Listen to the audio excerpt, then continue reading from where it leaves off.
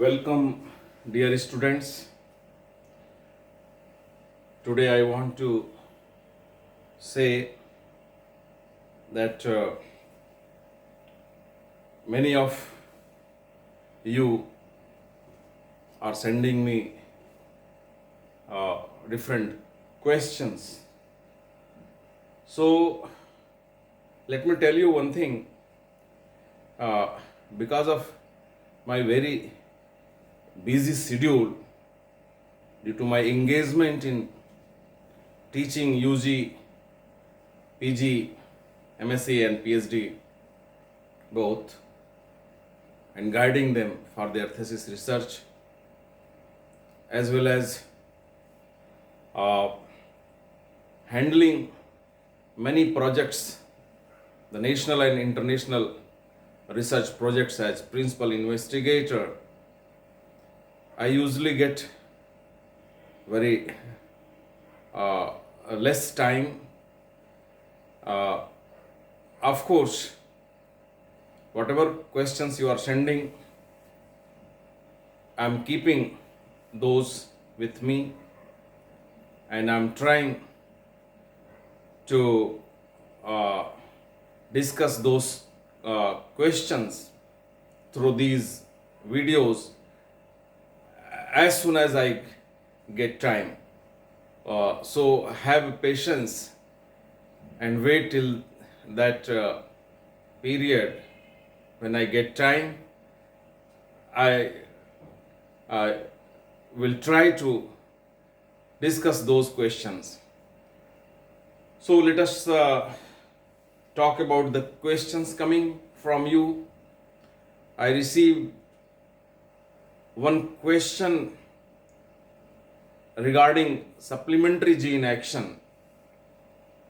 As you know that whatever Mendel has described, the Mendelian principle, in that you have seen that the characters are in those examples are governed by a single gene, and of course all those genes are, if dihybrid crosses were made, they were located on different chromosomes, and there was no linkages in those examples. But in real sense, in practical sense, it doesn't happen true, because majority of the plants, majority of the agronomic traits are governed by polygenes. So the traits which are governed by two or more genes, they interact each other. If there are interaction between the genes governing a single character, single trait, you will be finding the deviation of the ratio which you are getting in Mendelian principle. So among those, they are interacting each other. If two genes are controlling a single trait, they interact in different manners. So they are deviating from the Mendelian principles. Among those, gene action, here you can see that supplementary gene action is one of the gene actions where two genes are interacting each other and controlling a single trait. This supplementary gene action is also known as recessive epistasis. So, why you call it recessive epistasis, that will be also cleared here. Why it is also called supplementary gene action? Because you see that the meaning of supplementary, you can say itself. The meaning of supplementary, a gene which is supplementing the effect of another gene. A gene which is not having its own effect on a particular trait, but when it comes with another gene controlling a particular trait, it is affecting the effect of that particular gene.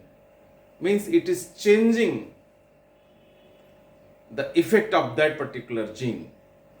It is supplementing, you can say, it is supplementing, you can say.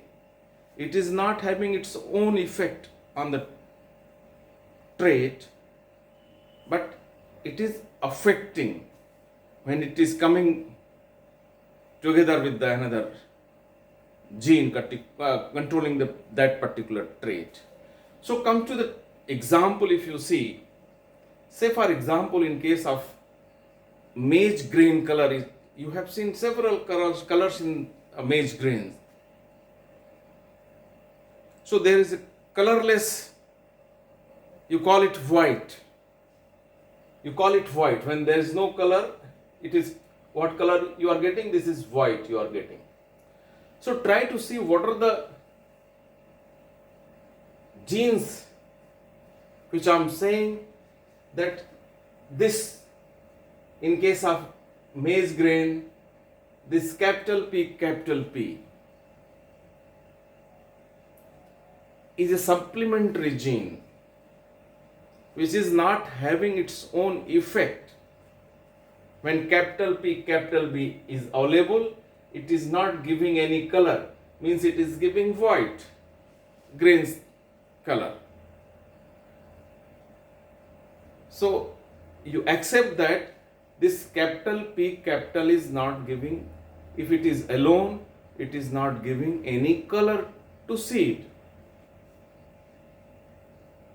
Similarly, if capital P, small p is coming in heterozygous condition, this is also giving you white. Similarly, if small p, recessive p is there, of course, this is giving white. Even the recessive small r, the gene which is controlling that trait, the capital R, which is giving red color to the grain, its recessive gene small r is also giving no color to the grain, white. So you see, a gene, a supplementary gene has no its effect on its own, it is giving white.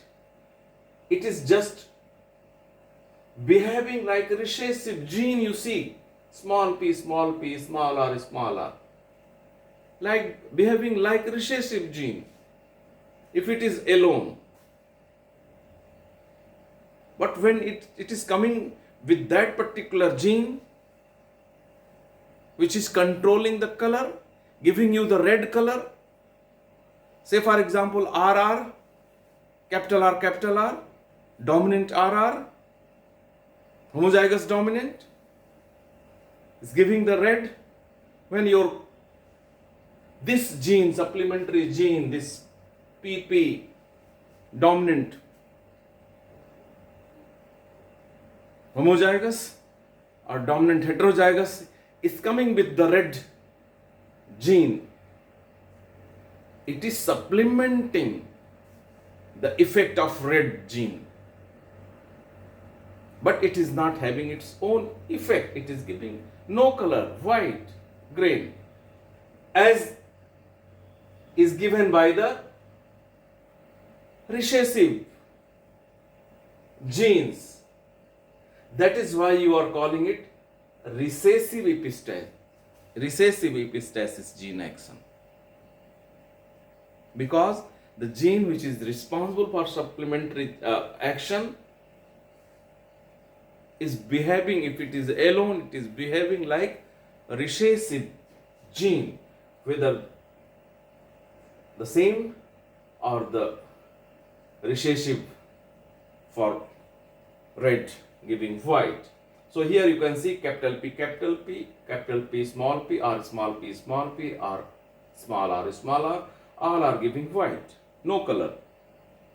But here you see capital R, or capital R, small r, both are giving you red, green color. Similarly, here you can see capital R, capital P, or capital R, capital P, small p, or capital R, small r, capital P, or capital R, small r, capital P, small p, all are giving purple. All are giving purple. But as soon as you are going to get capital R, small p, this will give you red. Red is coming because of the dominant R. So this P, capital P is affecting, or you can say supplementing, the effect of capital R. That is why this capital R is becoming purple instead of becoming red. It is becoming purple. So this is called supplementary gene action. Here you can see the ratio, how this ratio is coming. In case of example in maize grain color, you see here capital R, capital P, small r, small p is white. This is purple. When it is crossed, it has been emasculated and it has been pollinated by this white color inbreds. It has been pollinated by this. It has been pollinated by this. And when you see what you are going to get, capital R, small r, capital P, small p. Again you are in F1 generation, you are going to get purple. So if you are selfing, you are going to get 4 types of pollen grains, as well as 4 types of pollen grains and 4 types of ovules. You are going to get this capital R, capital P, capital R, small p, small r, capital P, small r, small p. So altogether, if you see in the checkerboard, you are going to get 9:3:4 ratio. 9 purple, 3 red and 4 white. This ratio you are going to get in case of supplementary gene action. This is true example.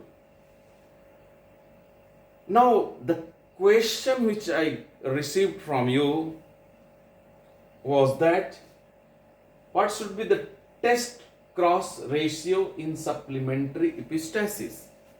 Epistasis is gene action, interaction between 2 genes. When it is epistasis, supplementary means it is recessive epistasis, you can say. So doesn't matter. This is what is test cross ratio in supplementary epistasis. Test cross, as you know, that when you are crossing between F1, you are crossing the F1s with the recessive parent to test the gene action, to test the genetic behavior of the F1s. You can test here by crossing F1. F1 is this with the recessive white parent. Means what you are doing here, you are crossing between purple and white. You are going to get in F1 purple, and then this purple is being emasculated and pollinated by this white pollen grains. White pollen grains means pollen grains received from white parent. So now the recessive parent. Now you are going to see what is happening.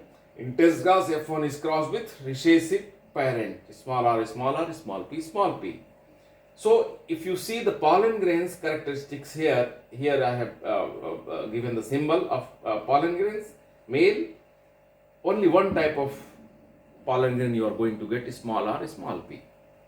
And here in ovules you are going to get different 4 types of genotypes, capital R small, capital R capital P, capital R small p, small r capital P, small r small p. So if you see, if you cross it, you are going to get purple, red, white, white. So you see the ratio, 1 purple, 1 red and 2 white. This is the ratio. This was the question. What should be the test cross ratio in supplementary epistasis? So it is, the answer is 1:2. So this is all about today. Thanking you very much.